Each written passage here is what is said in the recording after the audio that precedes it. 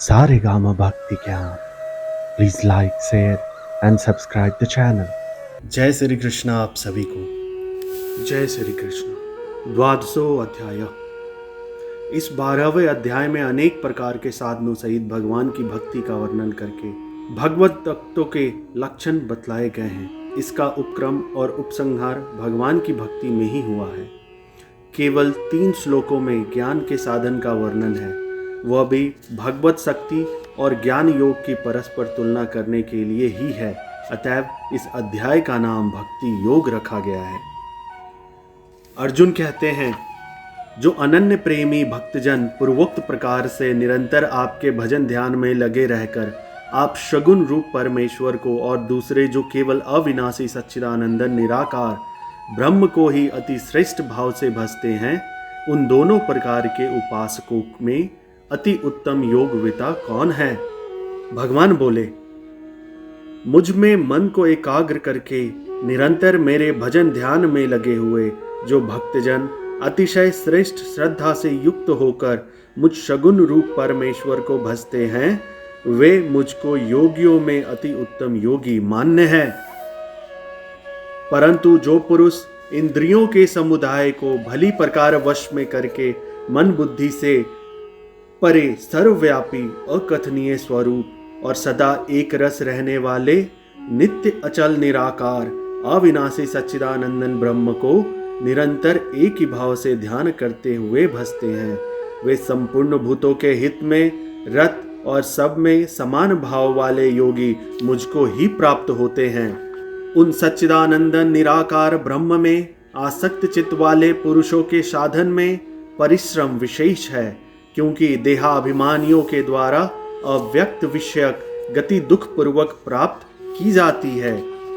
इस प्रकार निर्गुण निराकार ब्रह्म की उपासना से देह अभिमानियों के लिए परमात्मा की प्राप्ति कठिन बतलाने के उपरांत अब 2 श्लोकों द्वारा सगुण परमेश्वर की उपासना से परमेश्वर की प्राप्ति शीघ्र और अनायास होने की बात कहते हैं। परंतु जो मेरे परायण रहने वाले भक्तजन संपूर्ण कर्मों को मुझ में अर्पण करके मुझ सगुण रूप परमेश्वर को ही अनन्य भक्ति योग से निरंतर चिंतन करते हुए भजते हैं, हे अर्जुन, उन मुझ में चित्त लगाने वाले प्रेमी भक्तों का मैं शीघ्र ही मृत्यु रूप संसार समुद्र से उद्धार करने वाला होता हूँ। मुझ में मन को लगा और मुझ में ही बुद्धि को लगा, इसके उपरांत तू मुझ में ही निवास करेगा, इसमें कुछ भी संशय नहीं है।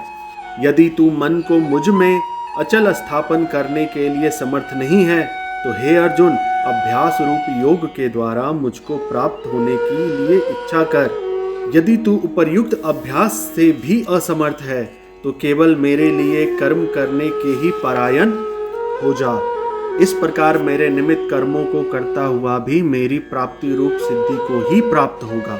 यदि मेरी प्राप्ति रूप योग के आश्रित होकर उपर्युक्त साधन को करने में भी तू असमर्थ है, तो मन बुद्धि आदि पर विजय प्राप्त करने वाला होकर सब कर्मों के फल का त्याग कर।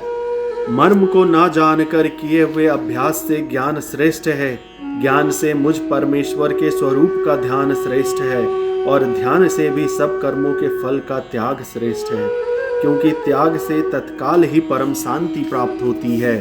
जो पुरुष सब भूतों में द्वेष भाव से रहित, स्वार्थ रहित, सबका प्रेमी और हेतु रहित दयालु है, तथा ममता से रहित, अहंकार से रहित, सुख दुखों की प्राप्ति में सम और क्षमावान है, अर्थात अपराध करने वालों को भी अभय देने वाला है, तथा जो योगी निरंतर संतुष्ट है, मन इंद्रियों सहित शरीर को वश में किए हुए है और मुझ में दृढ़ निश्चय वाला है, वह मुझ में अर्पण किए हुए मन बुद्धि वाला मेरा भक्त मुझको प्रिय है, जिससे कोई भी जीव उद्वेग को प्राप्त नहीं होता, और जो स्वयं ही किसी जीव के उद्वेग को प्राप्त नहीं होता, तथा जो हर्ष, अमर्ष, भय और उद्वेग आदि से रहित है, वह भक्त मुझको प्रिय है।